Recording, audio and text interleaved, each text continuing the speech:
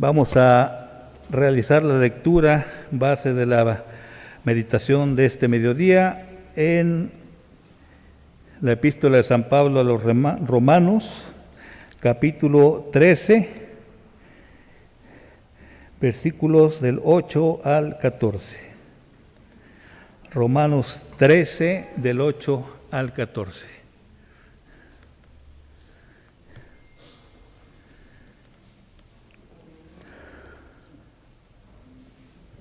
Vamos a hacer esta lectura todos juntos.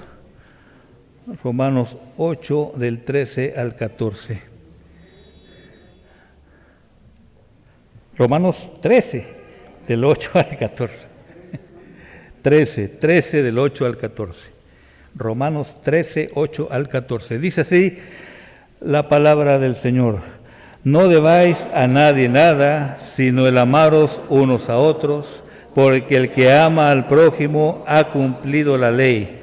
Porque no adulterarás, no matarás, no hurtarás, no dirás falso testimonio, no codiciarás, y cualquier otro mandamiento en esta sentencia se resume: amarás a tu prójimo como a ti mismo.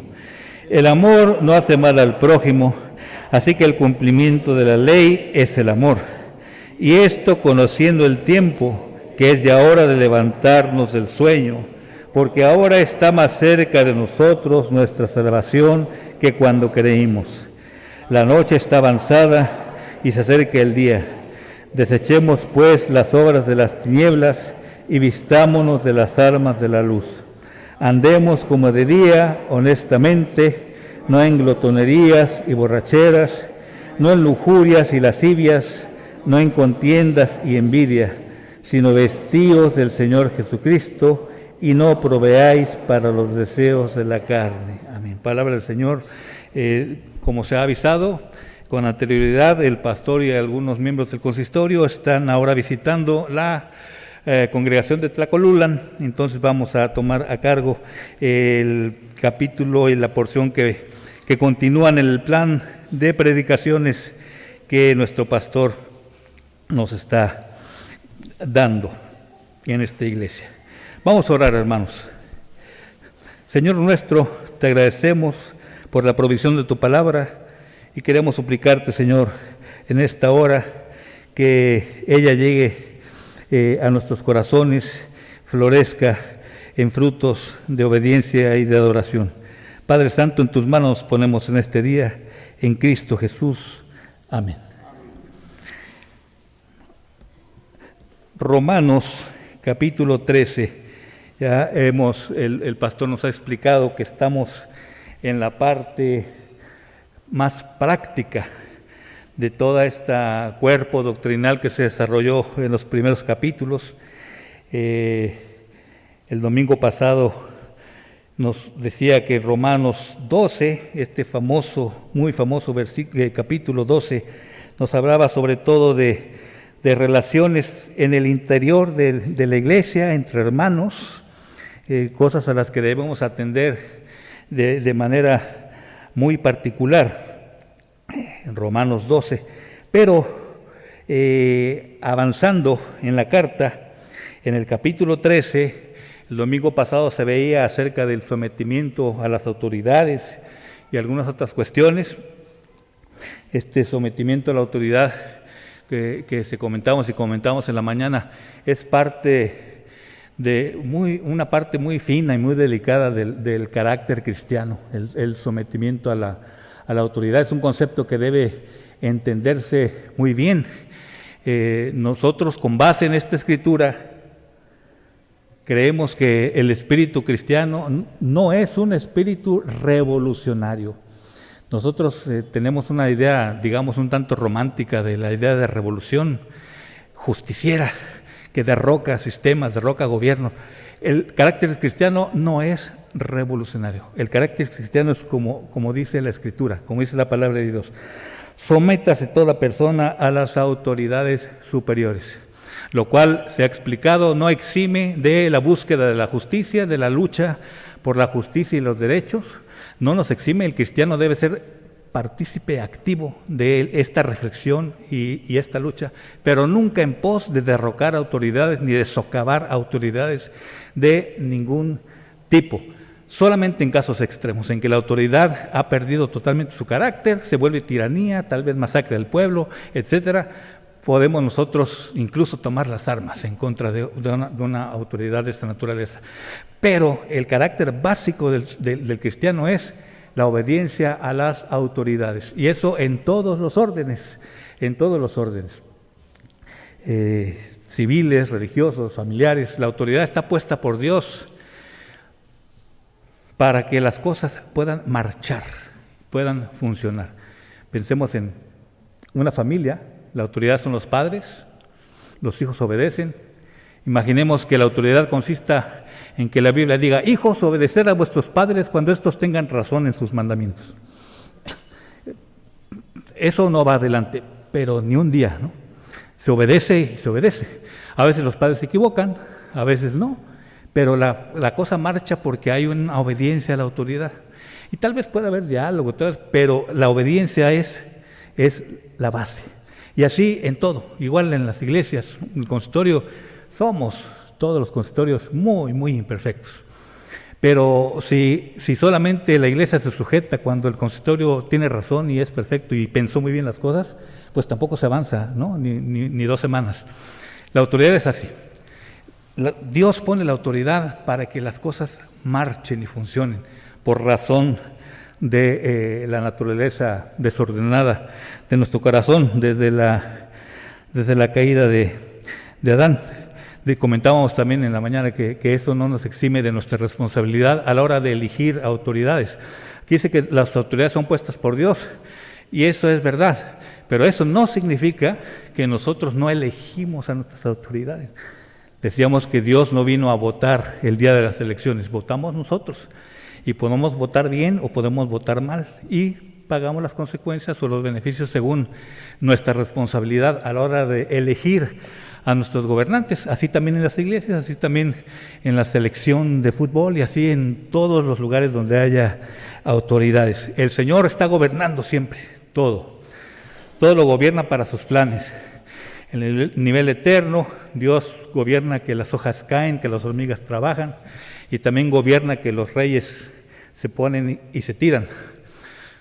Pero eso no nos exime a nosotros de nuestras responsabilidades en el plano histórico en el que vivimos. Nunca pensemos, bueno, yo no tengo, Dios es el que pone a los presidentes y yo no tengo ni qué pensar. Eso es incongruente y no es nada bíblico. Cosas como estas nos enseña la Escritura. ¿Y cuál es la razón de comentar esto? Que pasamos de el Evangelio dentro de las paredes de la iglesia a el Evangelio aplicado fuera de las paredes de la iglesia. Estas autoridades a las que se refiere no se refiere solamente a las autoridades religiosas, se refiere a todo tipo de superior. Y entonces ya pasamos a reflexionar en nuestras relaciones con el mundo. Nuestras relaciones con el mundo, nosotros también somos mundo. Con el mundo exterior a la iglesia, con el mundo que no es cristiano. Y esto es muy, muy importante que lo pensemos, porque a veces como cristianos, lo hemos comentado varias veces, solemos manejar una cosa que algunos llaman dualismo, que es una división así muy tajante entre la vida de la iglesia y la vida fuera de la iglesia. Y a veces casi no hay conexión entre ellas. Eso tampoco creemos que es bíblico. El mundo, a veces pensamos, Dios habita aquí en la iglesia y allá en el mundo está el diablo, y no tenemos que tener relación con nada de lo que es fuera de la iglesia, porque allá está el diablo. Pero nosotros acabamos de cantar hace rato, que el Señor gobierna, dice, soberano Señor de mundo, de todo. El diablo no gobierna nada, no está por encima del Señor en ningún lado. El diablo también está aquí, ¿o no? Y el Señor también está en el mundo, nada más que el Señor es el que gobierna todo. Dios gobierna todo, y nosotros debemos de estar en una relación con el mundo. Debemos estar en una relación con el mundo dando testimonio de nuestro cristianismo en todas las áreas del mundo. El mundo no lo creó el diablo, lo hemos dicho muchas veces. El mundo es creación del Señor. Y nosotros manejamos la doctrina de la mayordomía. Y el Señor nos ha encargado que administremos este mundo, y hacemos muy mal cuando se lo entregamos a la gente no cristiana.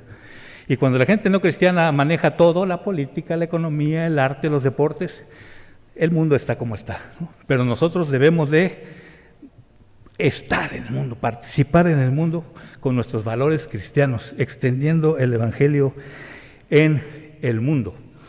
Ojalá y pensemos y reflexionemos siempre que no haya este dualismo, no haya esta división. Esas son maneras erróneas de interpretar algunas frases de la Escritura. Nosotros somos enemigos del mundo y el mundo es enemigo nuestro en el pecado. Cuando la Biblia habla a veces de mundo, se refiere a pecado. Y de eso es de lo que somos enemigos. Y no debemos ser amigos del mundo en el sentido de que no debemos ser amigos en el pecado del mundo. Pero en lo que no es pecado debemos marchar con el mundo en pro del cuidado de la naturaleza, en pro de la mejora de la educación, en pro de todas las cuestiones que son de este mundo y que el Señor creó. Porque el Señor es soberano, Señor de los mundos. Y en ese sentido, aquí San Pablo nos dice: sométanse a la autoridad, no deban tributos, no deban impuestos. Y a partir del versículo 8 hay un giro especial. Dice: no deban a nadie nada, como nos explicó el pastor el domingo pasado, pero sí hay una cosa en la que deben, en la que siempre deben, en la que siempre están en deuda, y una deuda que nunca termina. No debáis a nadie nada, sino el amaros unos a otros. Esa deuda es la que sí siempre debemos tener sobre nuestras espaldas. Debemos amar unos a otros. No debáis a nadie nada, sino el amaros unos a otros, porque el que ama al prójimo ha cumplido la ley. El que ama al prójimo ha cumplido la ley. Es muy interesante que hemos estudiado muchas veces que la ley se resume, toda la ley se resume en esto, en amar al prójimo y en amar a Dios y en amar al prójimo. Pero nos conviene mucho que nosotros tengamos muy claro, que reflexionemos en que cumplir la ley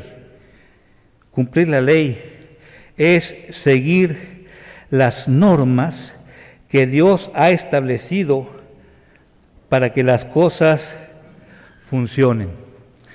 La ley. Debemos de distinguir varios conceptos de ley en la Biblia, por lo menos distinguir la ley ritual que quedó atrás cuando Cristo vino, a la ley, esta ley que Dios impone como modos de funcionar del mundo material y del mundo humano, y que esas son para siempre. Las leyes que Dios pone para la familia, las leyes que Dios pone para los hijos, las leyes que Dios pone para la iglesia, las leyes que Dios pone para la actividad humana, estas leyes están en la Biblia y son para siempre y son perfectas y no cambian. Y nosotros debemos estar atentos a estas leyes, porque el autor es Dios. Dios las creó, Dios sabe cómo funcionan las cosas, y si nosotros desconocemos la ley de Dios expresada en su palabra, corremos graves riesgos, como quien toma un auto sin saber cómo funciona y no saber las normas de funcionamiento, y puede ser trágico ese hecho. La ley de Dios, según la Escritura, la ley de Dios es generadora de vida, y incumplir la ley de Dios es causante de muerte. Ese es el lenguaje que la Biblia usa. Es un lenguaje muy claro, sencillo, muy potente, profundo. Vida, muerte. Cumplir la ley de Dios es vida. Incumplir la ley de Dios es muerte. En Lucas 10, 25 al 28, Lucas 10, 25 al 28 se lee así. Y aquí un intérprete de la ley se levantó y dijo, para probarle: Maestro, ¿haciendo qué cosa heredaré la vida eterna? Él le dijo: ¿qué está escrito en la ley? ¿Cómo lees? Aquel respondiendo dijo: amarás al Señor tu Dios con todo tu corazón y con toda tu alma y con todas tus fuerzas y con toda tu mente, y a tu prójimo como a ti mismo. Y Jesús le dijo: bien has respondido, haz esto y vivirás. Si cumples la ley del Señor, vivirás. La vida. El cuadro contrario, en el Salmo 119, 92, este Salmo 19 nos habla mucho acerca de la ley de Dios. La ley de Jehová es perfecta, que convierte el alma, dice el Salmo. Este Salmo en el versículo 92 advierte: si tu ley no hubiese sido mi delicia, ya en mi aflicción habría perecido, muerto. Vida y muerte. La ley de Dios es vida, la desobediencia a la ley de Dios es muerte. ¿Y qué es lo que nosotros entendemos con vida y muerte? Está en la acepción de sentido común de los organismos vivos. Se mueven, están vivos, y cuando mueren ya no hay movimiento, ya no hay desarrollo y se deshacen en la naturaleza, la vida y la muerte. Pero hay un sentido que es el más apegado a la Biblia en lo que estamos hablando, un sentido más existencial, teológico, de vida y muerte, si queremos decirlo así, en el sentido espiritual, en el sentido de la existencia del ser humano. La vida, cuando hablamos de personas, cuando hablamos de iglesias, de sociedades, de gente, del ser humano, la vida es todo aquello que produce, que tiene ánimo, que tiene entusiasmo, que edifica, que es constructivo, que tiene la capacidad de hacer el bien a los demás. Eso es vida. Una persona que tiene vida es una persona que genera bendición a los que están alrededor de él, que trabaja, que propone. Ese es el cuadro de una persona viva. El cuadro de una persona que está en la muerte es lo contrario, es triste. Una persona amargada, una persona criticona, una persona que genera malestar en los que están alrededor, una persona que no propone, una persona que no tiene entusiasmo por nada, una persona que no es bendición para los demás. A eso le podemos llamar que es una persona muerta. Es la muerte. La ley de Dios, obedecer la ley de Dios, genera salud, bienestar, genera que el mundo, que la familia, que una sociedad, que un trabajo funcionen, sean funcionales, vayan adelante. Dios establece sus leyes para que su creación funcione y también establece leyes para el hombre. La ley que Dios establece para que el hombre viva y funcione es la ley del amor.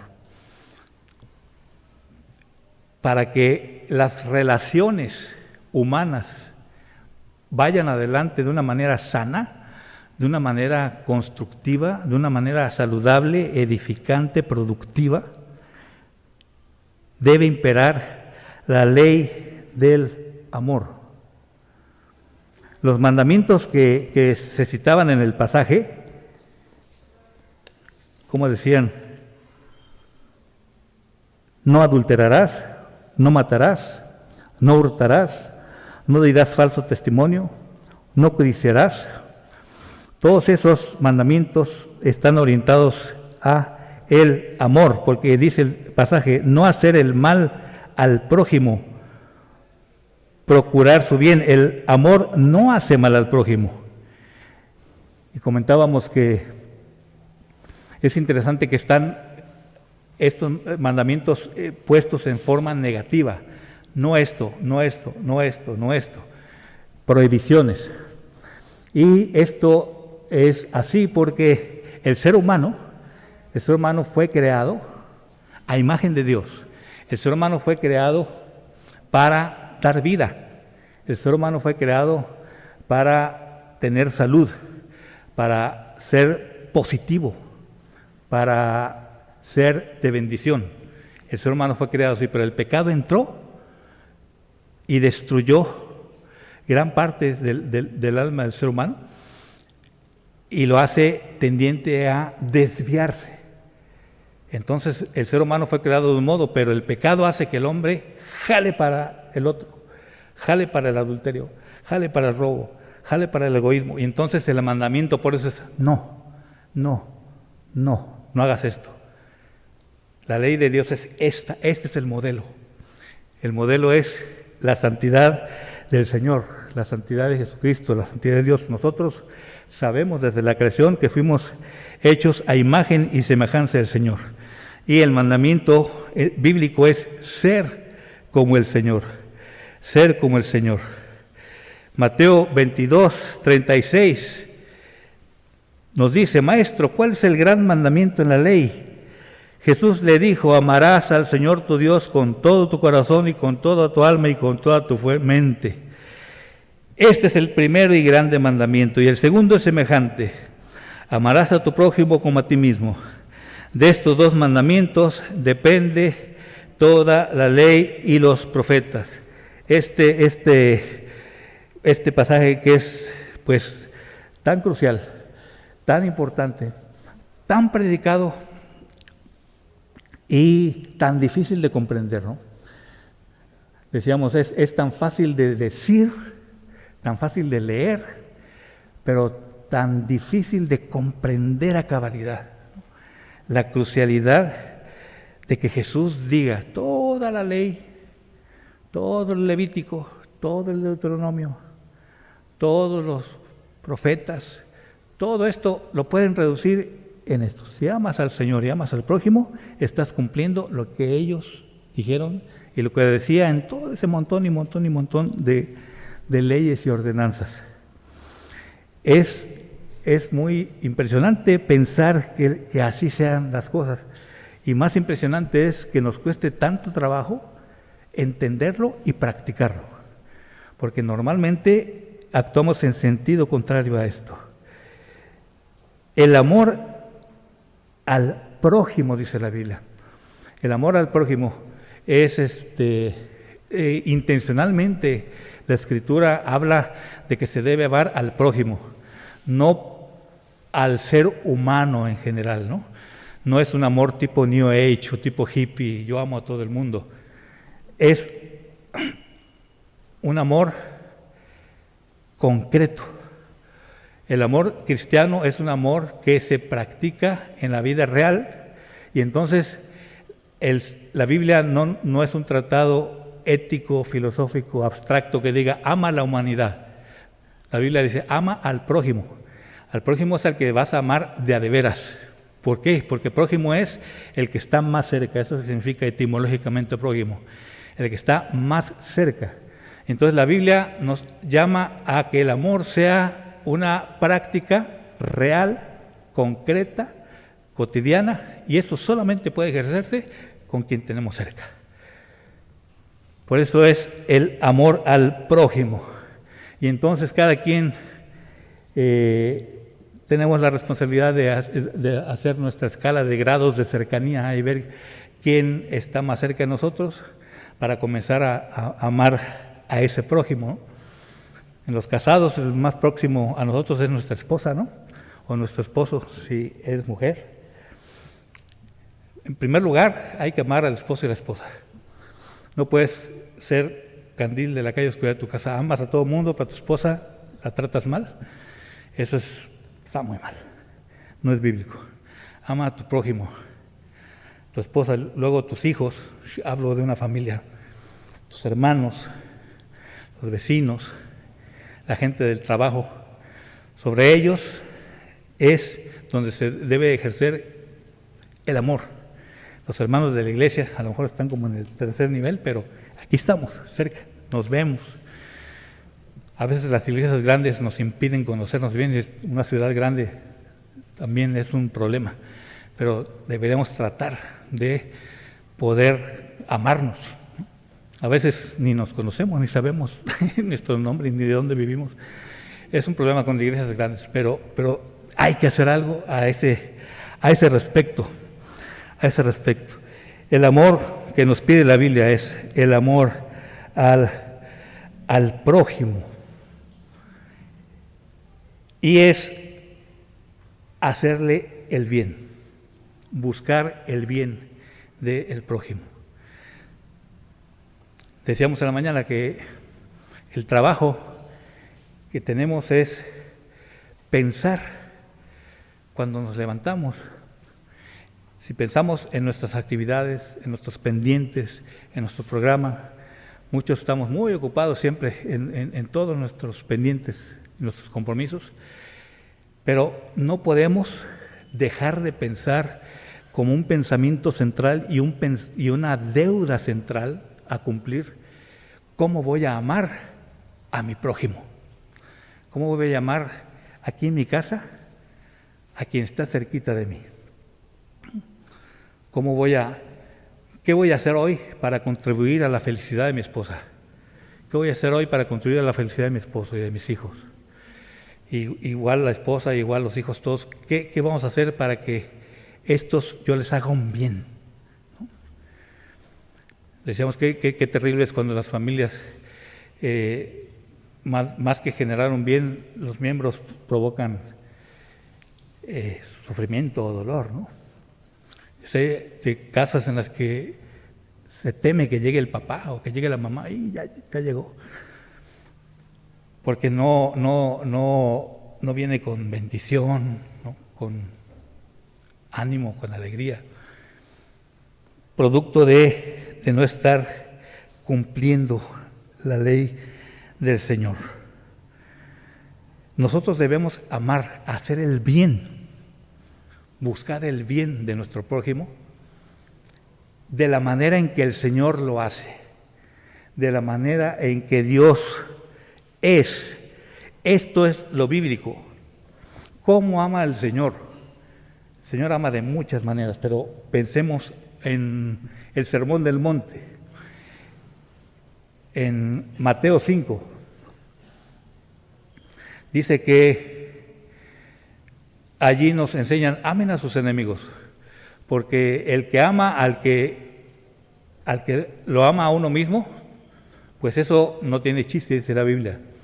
Eso es como un egoísmo, ¿no? Yo amo porque me aman, pues en realidad el beneficiado soy yo. Dice, amen como Dios ama. ¿Cómo ama a Dios? Bueno, Dios hace salir su sol sobre buenos y malos y hace caer su lluvia sobre justos e injustos. Dios ama a todos. ¿Por qué? ¿Por qué Dios actúa de esa manera? El amor de Dios no es una respuesta o una reacción al amor de alguien más. Dios genera amor. Dios es amor. El amor de Dios surge de Él, no de una reacción a nada. El amor que el cristiano debe practicar es un amor de esa naturaleza. El amor nuestro debe ser un amor producto de un espíritu regenerado, de un corazón regenerado, de un corazón que está siendo transformado por el Señor y que está siendo liberado de rencores, de envidias, de egoísmos y que tiene la capacidad de pensar en el prójimo. Del mismo modo en que Dios ama de esa manera, de esa manera. Nosotros debemos amar al prójimo porque somos como nuestro Padre, queremos ser como nuestro Padre. Dice ahí más adelantito, al final de ese capítulo 5, sed perfectos como vuestro Padre que está en el cielo es perfecto. Es una expresión rudísima. Es casi, parece una irreverencia, ¿no? Pero es la palabra del Señor Jesús. Sean perfectos como vuestro Padre que está en los cielos es perfecto. Esa es la aspiración cristiana, ser como Dios, amar como Dios. Entonces nosotros estamos llamados a amar al prójimo y a veces, como hemos dicho en esta iglesia, nuestro amor genera su conversión. Pero nosotros no debemos, la razón de amar al prójimo no es que se convierta. Dios sabe si se convierte o no se convierte. Pero imaginemos que alguien no se va a convertir y ya lo sabemos. No lo vamos a amar. La Biblia dice, nada más ama a los que se van a convertir. A los que se van al infierno, esos no los amas. No vamos a encontrar en la Biblia ningún pasaje parecido a eso. El cristiano ama porque quiere ser como su Padre, porque tiene un corazón regenerado, porque Dios ama a buenos y malos, y el cristiano ama a todos. A veces, producto del amor cristiano, la gente se convierte, y gloria a Dios. Pero a veces no. Es más, a veces la gente se convierte por cosas feas, ¿no? Dice la Biblia, por contención, hay peleas y alguien sale convertido. Pero el amor cristiano es un amor que brota del carácter que el Espíritu Santo va formando en nosotros. Y entonces, en donde esté, genera amor, genera una conducta que quiere el bien del otro, que quiere el bien de su prójimo. Dios ha regenerado nuestro corazón, pero sabemos que nuestra santidad nunca será completa en este mundo. Nosotros fallamos, ¿no? Fallamos en nuestro amor al prójimo, fallamos en cumplir la esencia de la ley del Señor, fallamos y nos entristecemos porque reconocemos que somos egoístas, reconocemos que se nos olvida, reconocemos que nos distraen nuestras preocupaciones, reconocemos tantas cosas que nos alejan de una cosa tan sencilla como es ama al Señor y ama a tu prójimo. Y fallamos continuamente. Y entonces tenemos oración de arrepentimiento y el Señor nos perdona. Pero la meta de la iglesia, nuestra tarea es crecer en esta práctica. La meta es ser perfectos como nuestro Padre que está en los cielos es perfecto. Y entonces tenemos esta deuda. Dice San Pablo, no deban a nadie nada, pero esto sí, tienen la deuda de amar al prójimo. Entonces tenemos la tarea de crecer en el dominio de nuestros impulsos pecaminosos que nos llevan a robar o a ser adúlteros o a ser egoístas o a ser envidiosos. Todo esto que nos brota del corazón por nuestra naturaleza caída, tenemos la obligación de abandonarlo, de arrepentirnos de ello e ir creciendo, lo que es el proceso de madurez cristiana, para lo cual debemos fortalecer nuestra vida devocional. Lo comentamos todo el tiempo, nuestra vida devocional no puede ser descuidada, no podemos descuidar la oración diaria, no podemos descuidar el escudriñamiento de la ley del Señor. Dice que en la ley de Jehová está mi delicia, y el que se deleita en la ley de Jehová es como un árbol plantado junto a corrientes de aguas, que da su fruto en su tiempo y su hoja no cae. A veces tenemos que estar prevenidos contra cierta noción de espiritualidad. Hay quien piensa, yo soy muy espiritual y no necesito estudiar, no es porque el Espíritu me guía, ¿no? Y yo soy muy espiritual, pero la espiritualidad, entendida así, es como un misticismo, más bien es una idea que no es bíblica. Lo bíblico es, ¿quién es una persona espiritual? bíblicamente. Es una persona que obedece al Espíritu Santo, que es guiada por el Espíritu Santo. Eso es una persona espiritual. No se anda así en el otro cielo, eso es otra cosa. Pero así en la calle, en donde esté, obedece al Espíritu Santo, juega bien al deporte, o hace bien arte, o hace bien comercio, con la honestidad del Espíritu Santo, es una persona espiritual. Y entonces, ¿cómo voy a obedecer al Espíritu Santo? ¿Cómo voy a ser guiado por el Espíritu Santo si desdeño el escudrimiento de la palabra del Señor? Eso es imposible. Puede uno vivir muchos años creyendo que está haciendo la voluntad de Dios, pero más bien está viviendo lo que se imagina, si es que desdeña la palabra del Señor. Nosotros tenemos que tener un amor por el escudriñamiento de la palabra del Señor. Una vida de amor, que es lo que la Escritura nos enseña, alumbra al mundo, lo ayuda a ir adelante, lo ayuda a ser funcional, edificante. Una vida de amor refleja a Dios, porque Dios es amor. Nosotros debemos ser espejos del amor de Dios, y al actuar con amor honramos todo el tiempo al Señor, no solamente los domingos, sino toda nuestra vida, y así lo alabamos. Una vida de amor es, además, como nos ha enseñado nuestro pastor, la mejor carta de presentación del Evangelio. Aunque muchos se salvan de otra manera, no hay manera más hermosa que alguien se salve por el testimonio de amor de los cristianos. Si como iglesia no profundizamos y practicamos el amor al prójimo, estamos seriamente desorientados y engañándonos a nosotros mismos. De modo que debemos orar porque Dios nos enseñe la profundidad y la importancia esencial de amar al prójimo. Que nos enseñe y que nos ayude a que nosotros movamos nuestra voluntad, movamos nuestra reflexión y revisemos, ¿estoy cumpliendo con la ley de Dios o no? De este resultado, nuestra vida va a ser una vida de vida o una vida de muerte. Que el Señor nos ayude a caminar en su camino para estar como en la luz del día, como acabamos de leer. Vamos a orar.